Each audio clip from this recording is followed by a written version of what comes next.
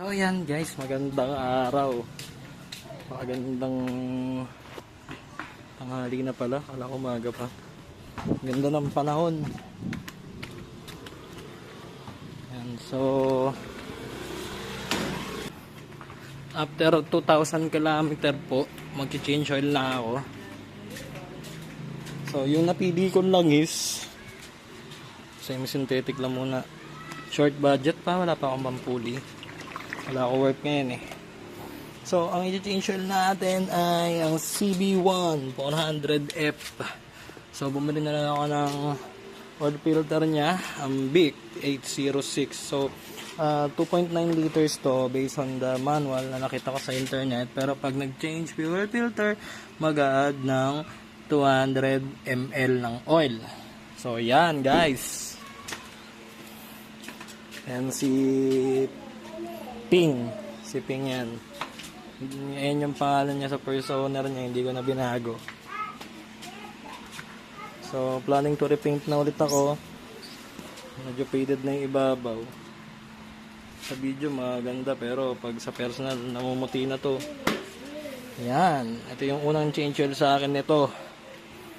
Kasi nung bago ko nakuha to, change oil muna nung unang may-ari. So, may basis naman tayo, kaya hindi ko na muna change oil. So, ang kailangan lang natin na tools ay 17mm tsaka yung pantanggal ng oil filter. So, ayan, pause ko muna yung video guys. Ayan, ito na nga yung yung gamit natin na tools. 17.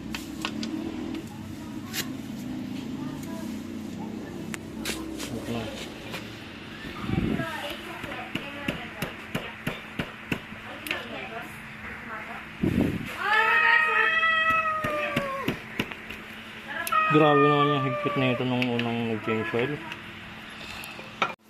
So yan, ito na nga 17mm. Naluwagan ko na kasi tigas. Maduming lagayan na ginamit ko kasi madumi na papalitan naman na siya. So yan. Voila!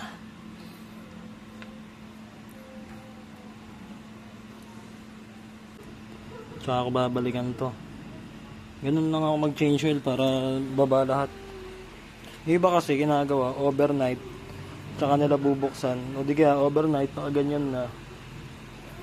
Para talagang baba daw lahat. Pero ako mas maganda kasi mainit. Mas malabnaw yung langis pag mainit yung makina. Oh. Di ba? Sure ako na bababa rin naman yan. Ilang minuto lang yan. Tsaka hindi mo naman masasagad yung langis niyan na maubos. May matitira at may matitira dyan. Ang mahalaga, nagpalit ka nung madami. Okay? Kasi ito pala guys, since wala kasi akong oil filter remover tool, sisirain ko na to. Papalitan naman na. So yung size nito sa BIC is C-806. Yan. Sisirain ko na to, pupukin ko na lang to dito, tsaka ko'y gaganon. Eh, wala naman akong tool, hindi man ako mekaniko ng kotse, tsaka first time ko nagka big bike. Hello.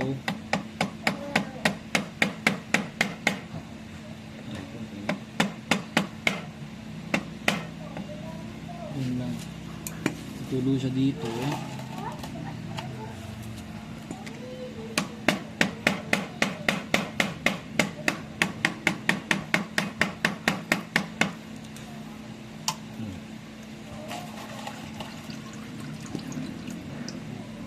Ayan na, maluwag na siya. Pwede siyang kamayin.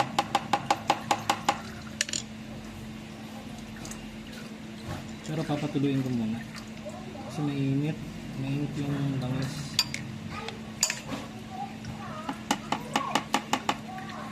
Tapos linisan ko na lang yung elbow mamaya kasi pangit tignan pag maanal ka, umuusok. Baka sabihin mo, umuusok yung motor mo.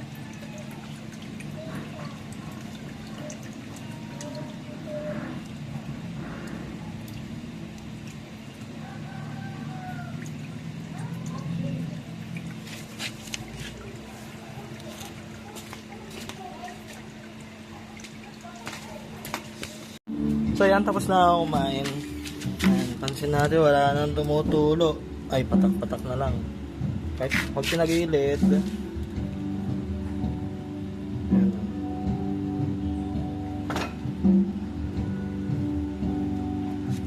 Okay na yan. So kabit na natin yung drain plug. Punasan natin yung ano. Punasan natin to ng brief.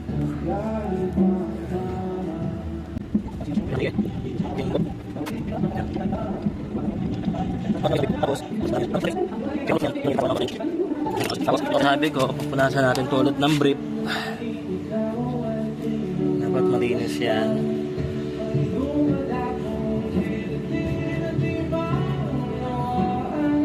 Makaka-copyright ako nito. Tugtog. Make sure nyo lang guys na malinis yung paglalapatan ng goma. Yan. Tapos itong oil filter, yan, babasahin lang natin ng ano to. Kahit yung use oil lang, mabasa lang yung goma ng langis.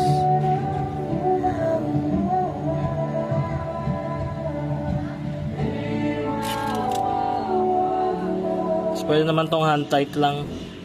Hindi mo kailangan yung sobrang higpit na sobrang higpit. Yung iba binabasa na ng oil to. Kaso patagilid kasi tatapon yung laman.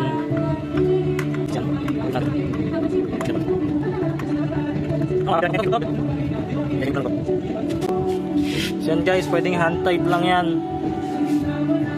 Kahit sa kotse pag nag-change oil ako, hand tight lang.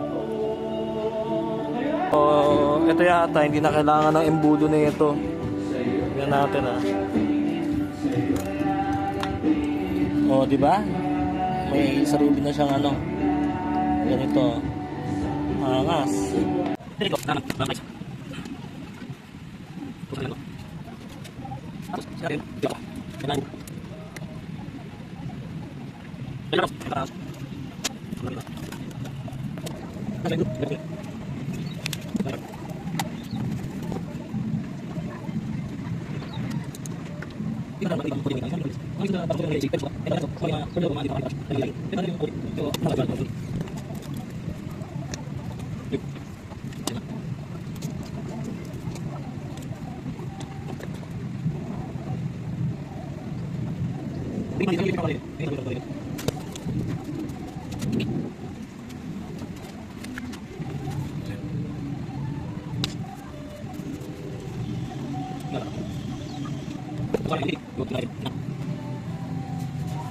Testing.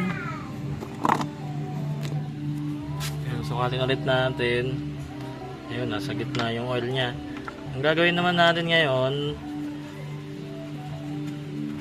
papay-start din natin mga 2 minutes. Ay gagi.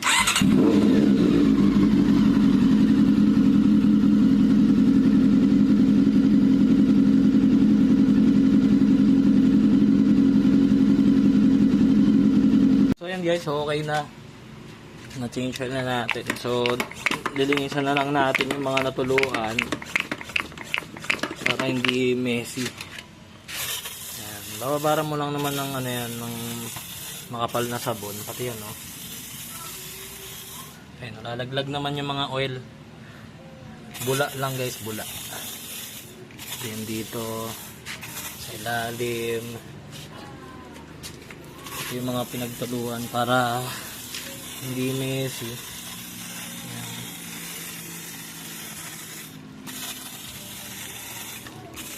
Kahit di mo na punasan yan, basta bula, lalaglag yung mga langis dyan.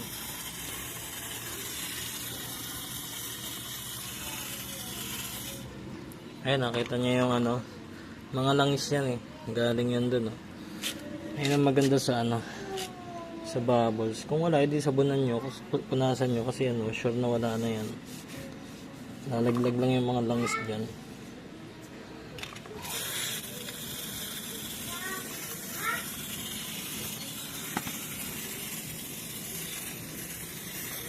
Yan, okay na. So yan guys, for testing na lang ito mamaya. Mainit pa.